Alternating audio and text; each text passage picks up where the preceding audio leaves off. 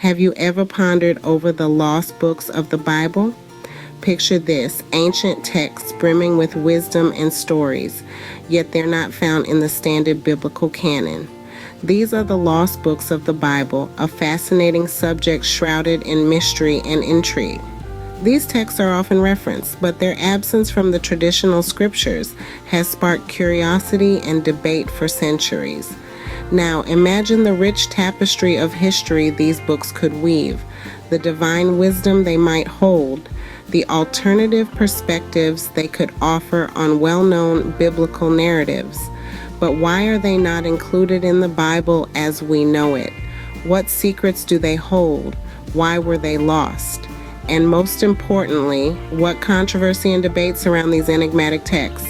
The answers to these questions are as captivating as the books themselves. So let's take a leap back in time into the ancient world when these books were first lost. Dive with us into the ancient times when these books were first lost. Our journey commences in the early centuries when the Bible was being compiled. It was a time of profound reflection, intense debate, and discerning decisions.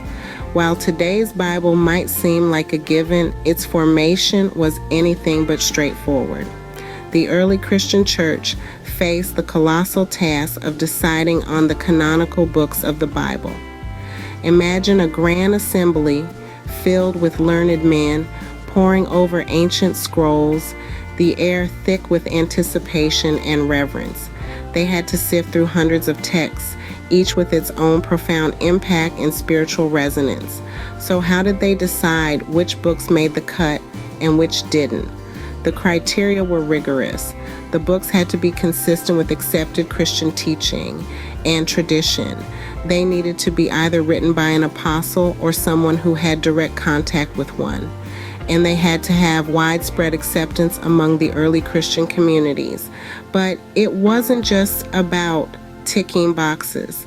The process was also heavily influenced by political and theological factors. The early church was a complex web of power dynamics, competing ideologies, and differing interpretations of Christ's teachings.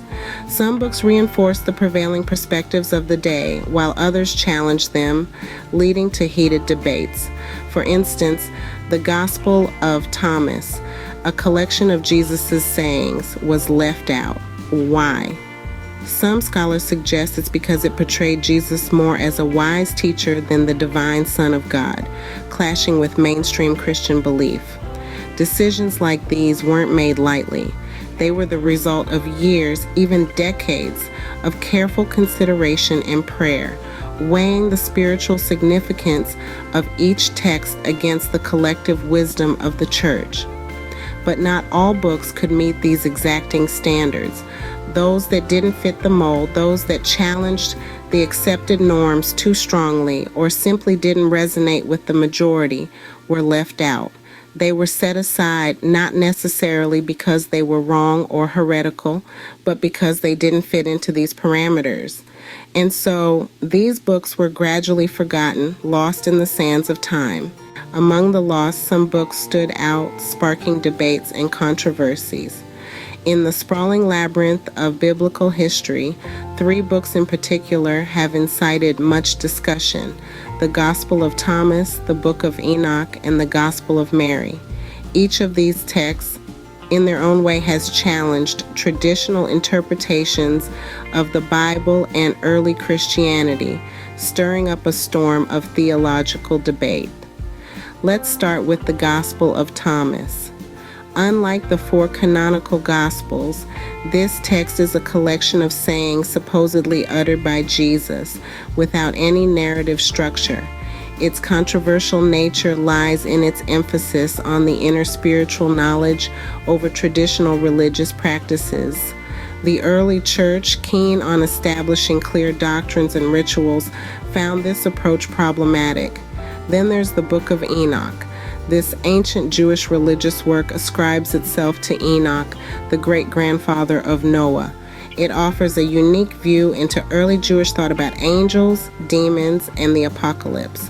It's filled with visions and prophecies, some of which align with the New Testament, while others diverge dramatically. The early church, perhaps finding the book too mystical and complicated, decided to leave it out. Last but not least, we have the Gospel of Mary. This text is attributed to Mary Magdalene and presents her as a disciple, even a leader among the apostles. It challenges the traditional male-dominated narrative of the early church. Given the patriarchal nature of society at the time, it's not hard to see why the early church might have found this text unsettling.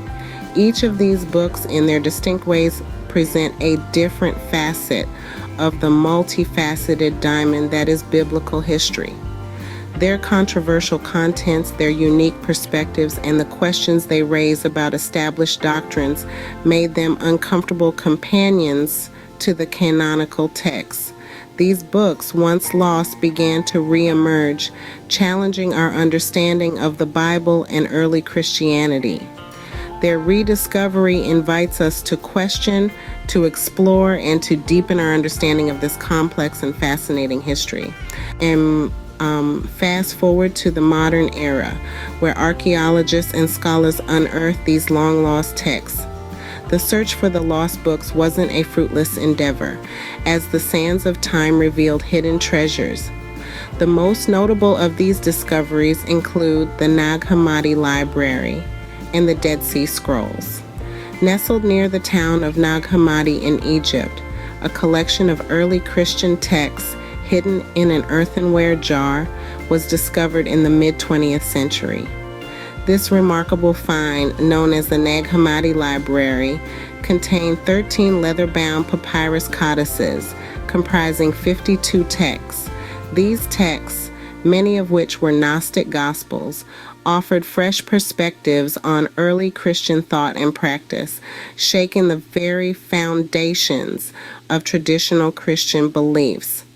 Meanwhile, halfway across the world, in the arid landscapes of the West Bank, another extraordinary discovery was made around the same time. A Bedouin shepherd stumbled upon a cave containing large clay jars which held the Dead Sea Scrolls. These ancient Jewish texts, dating back to the last 3 centuries BCE and the 1st century CE, included parts of the Hebrew Bible that were not previously known. The scrolls provided an unprecedented insight into the religious practices and beliefs of the period, challenging established notions of religious history. These discoveries not only shed light on the missing pieces of the biblical puzzle, but also sparked excitement and controversy in equal measure.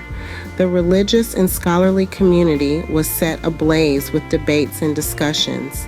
Some welcomed these texts as valuable additions to biblical literature, while others viewed them with skepticism, questioning their authenticity and relevance. The lost books, once buried in obscurity, were now in the limelight, inviting a flurry of questions and debates. The story of their rediscovery is a testament to the relentless quest for knowledge and the enduring allure of the enigmatic lost books of the Bible. The rediscovery of these lost books has had a profound impact on our understanding of early Christianity. Just like unearthing precious artifacts from the depths of the earth, the rediscovery of these books has shed light on the obscured corners of religious history. They have opened up new avenues of interpretations that challenge traditional views, causing us to rethink what we thought we knew about the Bible and Christianity. These lost books, once hidden in the shadows of history, have brought forth a vibrant image of early Christianity, one that was diverse and multifaceted. Far from being a monolithic entity, early Christianity was a tapestry of different beliefs, practices, and interpretations. The lost books serve as a testament to this diversity, each one adding a unique thread to the intricate weave of early Christian thought. Take, for instance, the Gospel of Thomas, a collection of Jesus' sayings. It paints a different picture of Jesus, one that is more mystical and less narrative-driven than the canonical Gospels. or Consider the Gospel of Mary, which puts forth ideas about sin and salvation that diverge from mainstream Christian doctrine. These books challenge us to broaden our perspectives and question our preconceived notions. Moreover, these books have provided us with a richer understanding of the socio-cultural context of early Christianity. They offer glimpses into the debates, conflicts, and struggles that shaped the early Christian community. From questions about leadership and gender roles to disputes about the nature of Jesus and salvation, these books reflect the vibrant intellectual and spiritual ferment of the time. However, as we delve deeper into these books, we must remember that interpretation is a delicate dance. It requires a careful balance between understanding the historical context and appreciating the timeless spiritual truths they convey. It's a dance that is both challenging and exciting, pushing us to the edge of our understanding while drawing us deeper into the mystery of faith. The lost books, once shrouded in mystery, continue to intrigue and challenge us, inviting us to re-examine our understanding of the Bible. So what do these lost books of the Bible tell us? They reveal a world rich with diverse narratives and perspectives that were unfortunately omitted from the canon. These books provide invaluable insights into the historical and cultural context of the Bible. They paint a broader, more inclusive picture of spiritual thought during biblical times. From the enigma of their absence, the reasons for their omission, to the thrilling rediscovery and the subsequent impact and interpretation, we've journeyed through the fascinating saga of these lost books. Their existence challenges us to reconsider our perceptions, urging us to look beyond the established canon and dive deeper into the multifaceted world of biblical literature. These lost books, though not present in the common Bible, have their own unique stories to tell, enriching our understanding of the spiritual and historical landscape of their times. As we continue to explore these lost books, we learn that every book has a story to tell, even those that were once lost. Want more videos like this? Please like and subscribe. Thanks.